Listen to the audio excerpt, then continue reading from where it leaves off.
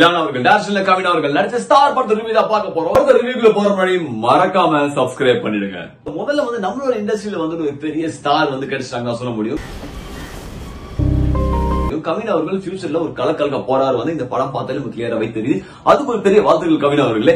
நம்மளோட வாழ்க்கையில இருந்த பல கனவுகள் இருக்கும். அந்த கனவுகளை வந்துட்டு அச்சீவ் பண்றதுக்கு பல போராட்டங்களை சந்திக்க வேண்டியது இருக்கும். சிலவங்க வந்து அச்சீவ் பண்ணுவாங்க, சிலவங்க ஃபெயிலியர்ல முடிவாங்க. கவின் அவர்கள் இதை அச்சீவ் பண்ணி ஜெயிச்சாரா இல்லையானா ஒரு ஒன் லைனா இந்த கதையை சொல்லலாம். நிறைய பேருக்கு இந்த படத்துல சீன்ஸ் எல்லாம் வந்து கண்டிப்பா கனெக்ட் ஆகும் நான் நினைக்கிறேன். இது இப்ப சந்தோஷமான சோகமான மூமெண்ட், நிறைய ட்விஸ்ட் அண்ட் நிறைய ஷாக்கிங் மூமெண்ட்ஸ் வந்து இந்த படத்துல இருக்கு. அதனால இந்த ஃபர்ஸ்ட் ஹாஃப் செகண்ட் ஹாஃப் வந்து பெருசா எதுவுமே டிராப் ஆகாம படம் வந்து ஒரு ஸ்மூத்தா டிராவல் ஆயிட்டே இருக்கு. ஃபர்ஸ்ட் ஹாஃப்ல ஸ்கூல் காலேஜ் வாய்ப்புக்காக தேடி அலையிற கவின் லவ் அப்புறம் பயங்கரமா ஒரு ட்ராஜடியோட ஃபர்ஸ்ட் ஹாஃப் முடியும். அப்படி பயங்கரமா சோகத்தோட தான் நம்ம இன்டர்வல் பிளாக்ல இருந்து வெளியில வருவோம்.